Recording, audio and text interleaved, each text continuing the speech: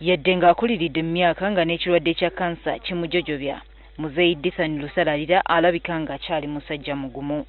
Kizibu eri amulaba okumanya nti ono amaze emyaka egisoba mu 10 ng'alina kansa w'obusajja oba prostate cancer, era nga mu kaseera kano afuna obujjanjabi obw'okumuweezaako n'okubudaabudibwa buyite palliative care okuva mu kitongole ki hospice Jinja. Nasooka kulwala nga nfuuyisa musaayi. Olwatandika okufuuyisa omusaayi ne bantwala awo waba dokita ne batandika okunteekamu akaseke. Awo we waava n'embeera ddala obubi ennyo. Yali azimbye amagulu gano nga n'empale teziyita.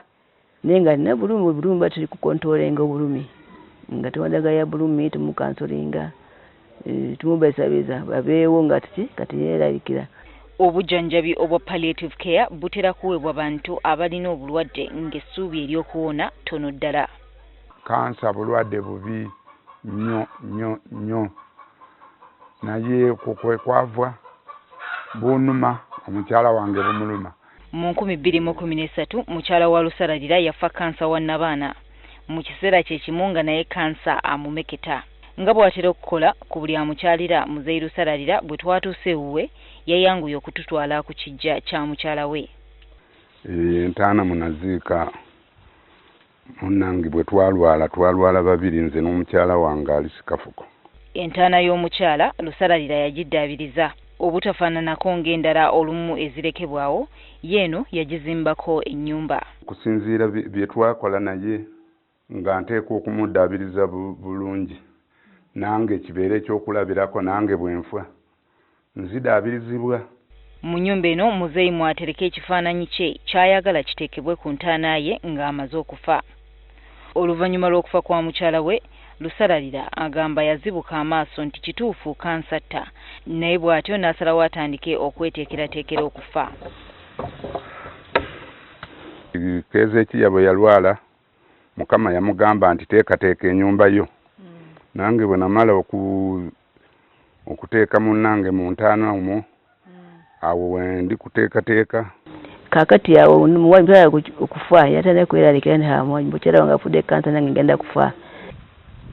Ku mabbali g'ennyumba omuli entaana ya Alice Kafuko mukyala we, Lusalalira we yatandise dda okuteekateeka ng'omusingi gw'enju y'entaana ye gwo gwawedde dda asigalidde kugisima.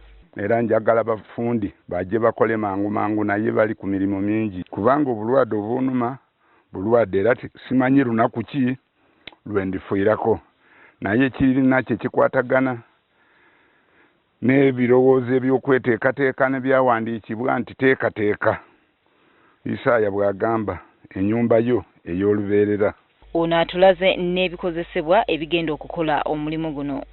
Zino materials ez'okukola ku ntaana yange, luno lwe luggi, gano ge madinisa ag'okubeera mu mabbali g'ennyumba, embaawo ze zino ez'okusereka enju, bwentyo bwe ndi kukola era nteekateeka.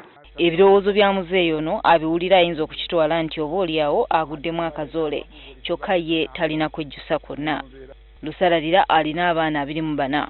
Mukyala w'omuto Joyce Kasenene era ng'ono yamujjanjabye ebbanga lino lyonna, naye ekyabba okwetegekera okufa agamba kimukuba wala. Kwetegekera bw'atyo ng'akyali mulamu. Yandigambye banna baffe nti bannange nange munkoleranga bwe muti nga bwe nkoledde ani nyammwe. Naye ye bw'akirabye bw'atyo n'atandika okwetegekera, ate nze nsinza okumugaana. Sobola kumugaana. Aba hospice Jinja ababudaabuda omwami ono bo bagamba embeera ye mu kaseera kano teyeeraliikiriza nnyo.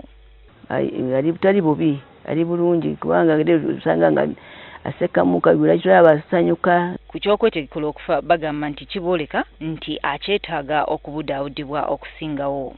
Alemu kweraliikira. Tugamba ni bulana kansa afa. Kati nga bwe bakola n'abalwadde abalala, aba hospice ne Muzeeyi Lusalalira batandise okumuwa amagezi okuwandiika ekiraamo kye. Basobola okufuna ebizibu n'abanga abatakyayogera, abantu basobola kumubaako ebintu bye, kati baba bugeza nga bakyali ki nga bakyali situwa nga basobola kukola ki. Kookolo mu Uganda akyerisa nkuuli era nga bangi ku balina ekirwadde kino baba n'essuubi ttono ddala ery'okuwona olw'ensonga nti obulwadde babuzuula bukuze nga tebukyasobola kuwonyezebwa.